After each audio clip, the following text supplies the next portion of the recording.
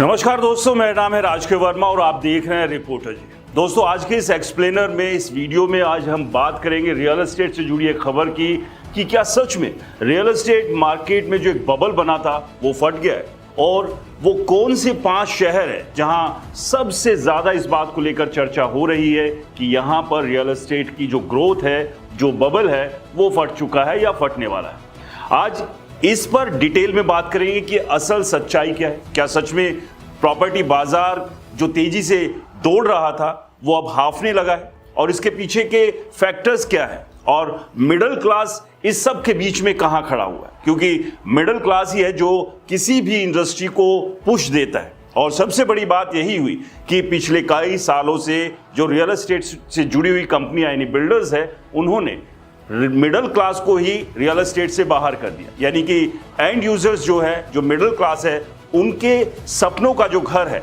वो अब इतना महंगा हो चुका है कि उसके बारे में सोचना भी बेहद मुश्किल हो गया है।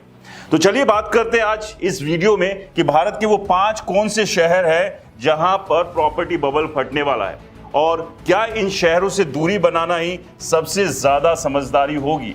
और अगर आपने इन शहरों में के रियल एस्टेट में अगर पैसा लगाया तो क्या वो पैसा डूब सकता है? क्या ये जो चर्चाएं हो रही है इसके पीछे कोई सच्चाई है भी या नहीं है? तो इस वीडियो में पूरी जानकारी आपको दूंगा, इसलिए इस वीडियो को अंत तक जरूर देखिएगा। चैनल को सब्सक्राइब और फॉलो कीजिएगा और इस वीडियो को ज्यादा से ज्यादा शेयर करना मत भूलिए। सबसे पहला जो सवाल है जो हर खरीदारों को परेशान कर रहा है वो है, क्या 2026 में घर खरीदना एक सही फैसला है? क्योंकि एक तरफ वॉर चल रही है, महंगाई है और बहुत सारे ऐसे फैक्टर्स हैं जिन्होंने जो मिडिल क्लास है उसकी मुश्किलें बढ़ा दी। तो क्या ऐसे में यानी कि 2026 में घर खरीदना चाहिए या रुकना चाहिए? दूसरा, क्या आप निवेश नहीं नुकसान करने जा रहे हैं? तीसरा, क्या भारत में प्रॉपर्टी बबल बनने लगा है और ये जो बबल बनने लगा है कि ये फट चुका है? तो ये वो सवाल है जो हर आदमी को आज परेशान कर रहे हैं, हर घर खरीदार को परेशान कर रहे हैं और इन्हीं सवालों के जवाब आज इस वीडियो में, इस एक्सप्लेनर में हम ढूंढने की कोशिश करेंगे आपके साथ। अब बात करते हैं कि बबल आखिरकार बनता कैसे है। जिस बबल की जिक्र हो रहा है कि रियल एस्टेट में एक अजीब सा बबल बना दिया गया, ऐसा माहौल बना दिया गया कि रियल एस्टेट मार्केट में अभी पैसा लगाइए और आप करोड़पति बन सकते हैं। सबसे पहले, जब प्रॉपर्टी की कीमतें तेजी से बढ़ती है तब ये बबल बनता है। दूसरा, असली खरीदार यानी एंड यूजर उतने नहीं बढ़ते हैं, यानी कि जो घर में रहने के लिए, अपने परिवार के लिए जो घर लेते हैं वो जब नहीं बढ़ते हैं तब ये बबल बनता है। दूसरा, इन्वेस्टर्स उम्मीद पर खरीदते हैं। जो इन्वेस्टर्स को लगता है कि वो अपना पैसा अगर डालेंगे कहीं भी रियल एस्टेट में और वो साल, 1.5 साल, 2 साल में दुगना हो जाएगा, तो ये भी बबल बनाता है। इसलिए इसे कहते हैं कि डिमांड कम, प्राइस ज्यादा और तब बनता है बबल का रिस्क। जब डिमांड कम होने लगती है, और अभी इससे पहले कई वीडियो में हमने इस बात का जिक्र भी किया बाकायदा रिपोर्ट्स के आधार पर कि देश के टॉप 7 शहरों में लगातार जो है घरों की बिक्री में गिरावट देखी गई है और अनसोल्ड इन्वेंट्री यानी बिना बिके हुए घरों की संख्या करीब करीब 6 लाख तक पहुंच गई है। यानी कि एक बड़ा सा पहाड़ जो है वो बनता जा रहा है रियल एस्टेट में। अब बात करते हैं 2020 से 2025 में क्या कुछ हुआ था, क्योंकि ये एक ऐसा टाइम था जब प्रॉपर्टी की डिमांड बढ़ी थी, रेट आसमान छूने लगे थे। इसके पीछे क्या था, वजह क्या थी? लो इंटरेस्ट रेट था, तो ईएमआई जो है वो ज्यादा भारी नहीं पड़ती थी। वर्क फ्रॉम होम का जो है वो बूम आया, क्योंकि कोविड के दौरान तमाम कंपनियां बंद हो गई थी, वर्क फ्रॉम होम का कल्चर डेवलप हुआ और लोगों को रहने के लिए बड़े घरों की जरूरत पड़ने लगी, क्योंकि उन्हें काम भी करना था, घर में ही है तो एक बड़ा स्पेस चाहिए, तो घरों की डिमांड बढ़ी। इसी दौरान इन्वेस्टर्स की एंट्री भी बहुत तेजी से हुई, यानी कि जिन्होंने घर को यूज करने के लिए नहीं लेना था, मुनाफे के लिए जिन्होंने पैसा लगाया था, उनकी भी संख्या काफी तेजी से बढ़ी। और उसका नतीजा क्या हुआ? कई शहरों में 30 से लेकर 70% तक जो है वो प्राइस जंप कर गया। अचानक से जो एकदम जो कभी 50-60 लाख रुपए के फ्लैट थे वो करोड़ों में पहुंच गए और आज हालात ये है कि 1.5, 2, 3 करोड़ से नीचे कोई भी घर आसानी से मिलता नहीं है। अफोर्डेबल सेगमेंट्स पे बिल्डर्स ने काम करना बंद कर दिया। अब बात करते हैं 2024 के बाद जो गेम बदला उसके पीछे वजह क्या थी? इंटरेस्ट रेट जो है 8.5 से 9.5% के आसपास पहुंच गए, यानी ईएमआई का भार बढ़ने लगा। दूसरा, जो रियल बायर्स थे वो कम हुए, जो एंड यूजर्स थे जिन्हें अपने इस्तेमाल के लिए घर चाहिए था, क्योंकि महंगे घर वो अफोर्ड नहीं कर सकते थे, तो जो रियल बायर्स थे वो घटने शुरू हुए। और इसके बाद मार्केट में इनबैलेंस जो है वो शुरू हुआ, संतुलन जो है वो गड़बड़ आ गया मार्केट का, क्योंकि डिमांड और सप्लाई के बीच अगर संतुलन होगा तभी मार्केट बेहतर तरीके से दौड़ता है। लेकिन अगर डिमांड कम हो जाएगी और सप्लाई बढ़ती रहेगी तो फिर वो संतुलन बिगड़ जाता है। अब बात करते हैं उन 5 शहरों की जो सबसे ज्यादा रिस्क जोन में है। सबसे पहले गुरुग्राम रियल एस्टेट का सबसे बड़ा हब है और लगातार जो रेट है यहां पर भी बढ़ रहे हैं घरों के। और यहां पर जो लग्जरी बबल है वो एक अलर्ट यहां पर है, खासतौर से golf course road, Dwarka expressway, ये जो प्रॉब्लम्स यहां पर है, यहां 50% तक प्राइस जंप हुआ है 2022 से 25 तक, और कई जगह पर तो इससे भी ज्यादा जो है दाम बढ़े हैं घरों के। 30 से 40% इन्वेंट्री जो है रीसेल या अनसोल्ड पड़ी हुई है।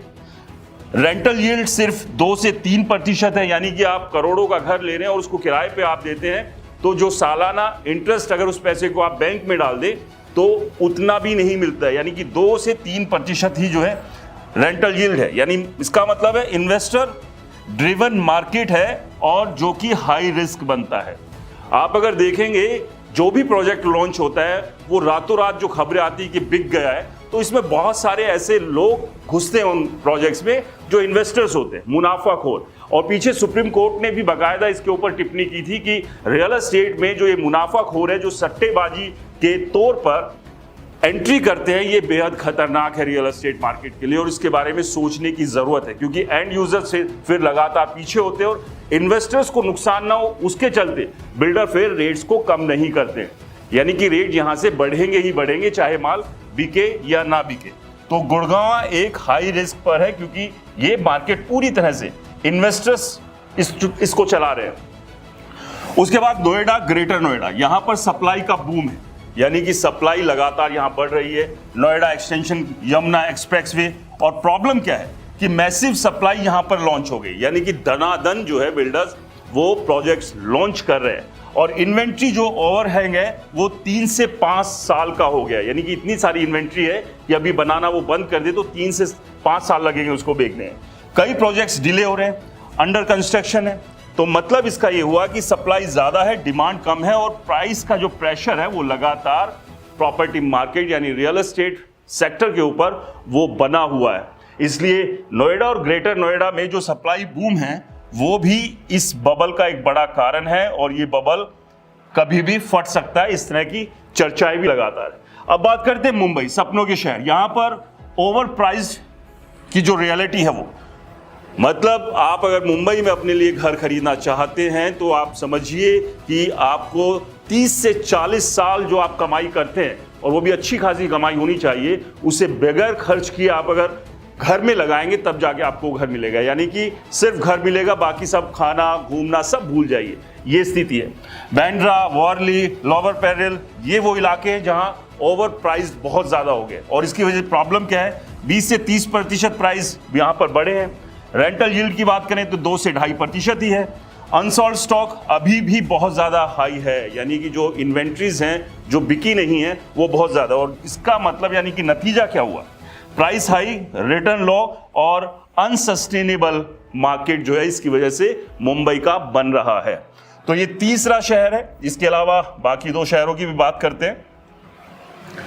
बेंगलुरु, आईटी स्लोडाउन का जो इंपैक्ट है वो यहां पर देखने को मिल रहा है। एआई आने की वजह से आईटी सेक्टर से बहुत सारी जॉब्स जा रही है, बड़ी बड़ी कंपनीज ने जो है अपने यहाँ से एम्प्लॉय की संख्या कम कर दी है, एआई पे शिफ्ट हो रहे हैं, और इसका असर जो है वो बेंगलुरु के रियल एस्टेट सेक्टर पर दिख रहा है, क्योंकि आईटी सेक्टर में काम करने वाले जो युवा थे, लोग थे, अच्छी खासी उन्हें सैलरी मिल रही थी, तो जाहिर सी बात है एक अच्छी सैलरी है तो फिर घर लेना तो बनता है। लेकिन जब इस सेक्टर में ये दिक्कतें आनी शुरू हुई, नौकरियां जाने लगी, तो अब एक बड़ा रिस्क है, तो लोग रियल एस्टेट की तरफ नहीं जा रहे हैं, क्योंकि वहां पैसा लगाना, घर खरीदना अपने आप में एक बड़ा जो है वो भार हो जाता है। व्हाइटफील्ड जो इलाके हैं, सरजपुर, नॉर्थ बेंगलुरु, ये इलाके हैं जहां जो प्रॉब्लम आई कि 40% तक यहां प्राइस बढ़े। आईटी हायरिंग जो है वो स्लो हुई, यानी ले ऑफ, और इनकम वर्सेस प्राइस जो है वो मिसमैच हो गया, यानी इनकम है नहीं, या तो कम हुई या नौकरी चली गई, उसकी वजह से ये प्रॉब्लम हुई, यानी कि अफोर्डेबिलिटी क्राइसिस यहां हुआ, और जिसकी वजह से डिमांड बेंगलुरु में वीक पड़ गई। और बेंगलुरु में जो अनसॉल्व इन्वेंट्रीज की संख्या वो सबसे ज्यादा है, और इसके पीछे यही कारण है। पांचवा शहर है Hyderabad. Fast growth, fast risk, यानी कि तेजी से जो ग्रोथ हैदराबाद में हुई है उसकी वजह से उतना ही ज्यादा रिस्क भी है।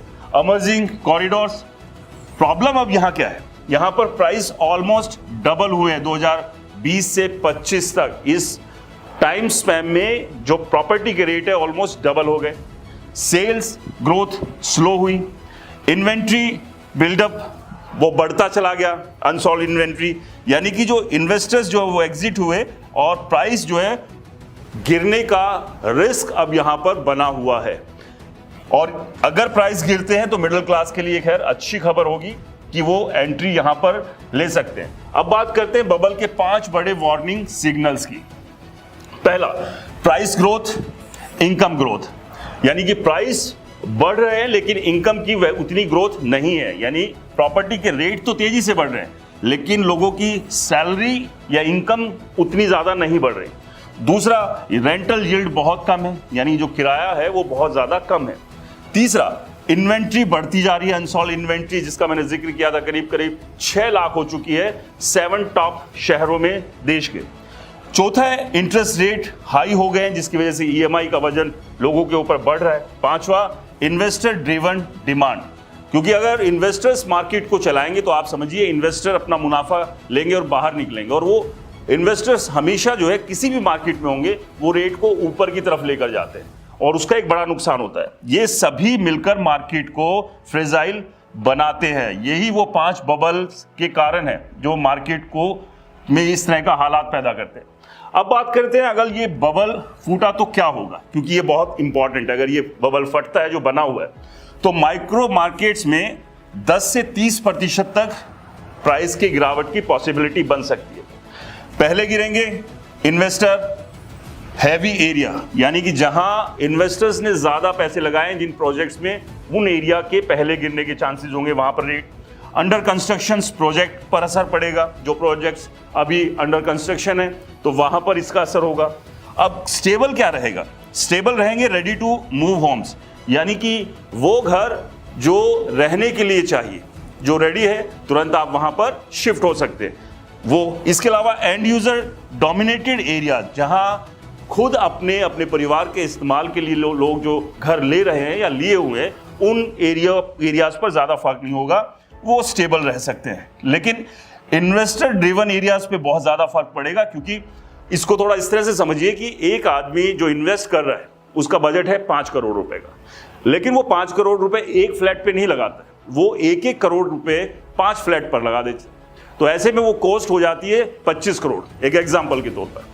अब 25 करोड़ रुपए उसको धीरे धीरे बिल्डर को तो देना ही है, लेकिन उसने जो एंट्री ली थी ये सोचकर कि 1-1.5 साल में वो एग्जिट कर लेगा, लेकिन अब वो माल बिक नहीं रहा है, तो ऐसे में इन्वेस्टर फंस गया। अब वो फंस गया तो उसे किसी तरह से वहां से निकलना है, तो ऐसे में वहां पर जब वो निकलेंगे तेजी से तो वहां पर रेट गिरने की चांसेस बढ़ सकते हैं। अब बात करते हैं सबसे इंपॉर्टेंट, जिसकी हमने शुरुआत में बात की थी, 2026 में घर खरीदने से पहले क्या करना जरूरी है। सबसे पहले फोमो से बचे, यानी कि जो फियर है, डर है, उससे बचने की जरूरत है, यानी कि आज नहीं लिया तो कल मिलेगा नहीं, तो इस डर से थोड़ा बचिए। डेवलपर की क्रेडिबिलिटी चेक करें, यानी जो बिल्डर है उसकी क्रेडिबिलिटी को अच्छे से जांचें, क्योंकि फ्रॉड्स भी लगातार यहां पर हो रहे हैं। रेंटल यील्ड वर्सेस ईएमआई को कंपेयर करें कि आप ईएमआई कितनी भरेंगे और किराया आपके पास कितना आएगा, इसको जरूर कंपेयर करें। अंडर कंस्ट्रक्शन में एक्स्ट्रा सावधानी बरतें, जो है अंडर कंस्ट्रक्शन प्रोजेक्ट्स हैं उनको जरा अच्छे से उसके चारों कोण जो है वो अच्छे से चेक कर ले, क्योंकि रेडी टू मूव में रिस्क ना के बराबर होता है, लेकिन अंडर कंस्ट्रक्शन में ये दिक्कत ज्यादा होती है, तो इस बात का ध्यान रखिए। इसके अलावा इन्वेस्टमेंट नहीं, जरूरत के हिसाब से खरीदें, क्योंकि 2026 थोड़ा सा अनप्रेडिक्टेबल चल रहा है। कहीं भी आप इन्वेस्ट कर रहे हैं, कहीं भी, तो 10 बार सोच समझ के करें। जरूरत है तभी जाकर आप फ्लैट या घर खरीदें। थोड़ा सा वेट एंड वॉच कर लेना फायदेमंद हो सकता है, क्योंकि अभी जो वॉर सिचुएशन भी चल रही है उसका भी एक बड़ा असर पड़ रहा है मार्केट के ऊपर। आने वाला समय कैसा होगा ये अभी कहना बड़ा मुश्किल है, यानी कि ऊंट किस करवट पे बैठेगा ये थोड़ा अभी कहना थोड़ा मुश्किल होगा। अब बात करते हैं कि हर शहर क्रैश नहीं करेगा, यानी कि ऐसा नहीं है कि हर शहर में क्रैश आएगा। अगर आप ये सोच रहे हैं, इंतजार कर रहे हैं कि आप बेंगलुरु में, दिल्ली में, गुड़गांव में हर शहर में क्रैश आ जाएगा, ऐसा संभव नहीं है। तो इसलिए नजर रखना जरूरी है। जो माइक्रो मार्केट है वहां पर करेक्शन मानी जा रही है, लेकिन इस सब में सबसे बड़ा खतरा एक्सपेक्टेशन पर खरीदना, रियलिटी को इग्नोर करना। यानी कि अगर आप रियलिटी को इग्नोर करेंगे, एक्सपेक्टेशन पे जाके घर खरीदेंगे, तो ये बहुत बड़ा खतरा हो सकता है। इसलिए इस पर सावधानी बरतें। यानी कि आपकी जरूरत क्या है, पहले उसे चेक कीजिए। आपकी इनकम स्थिर है या नहीं है, उसको थोड़ा समझिए और उसके बाद ही एंटर कीजिए। फिर चाहे आपको अपने रहने के लिए घर लेना हो या फिर इन्वेस्टमेंट के लिए। तो इसलिए सोच समझकर ही आप मार्केट में पैसा डालें, क्योंकि लगातार जो बिल्डर प्रोजेक्ट्स है, प्रॉपर्टी के दाम है, वो तेजी से बढ़ रहे हैं। लेकिन इस सब के बीच घर खरीदार या इन्वेस्टर्स उतने ज्यादा नहीं है। डिमांड कम हुई है और सप्लाई बहुत ज्यादा है। दोस्तों, आपको क्या लगता है इन 5 शहरों की स्थिति क्या है, और इन 5 शहरों में से आप कौन से शहर में रहते हैं? हमें कमेंट्स कर जरूर बताएं। वीडियो पसंद आया हो तो इसे लाइक करें, ज्यादा से ज्यादा लोगों को शेयर करें और हमारे चैनल को सब्सक्राइब और फॉलो करना बिल्कुल ना भूलें। नमस्कार।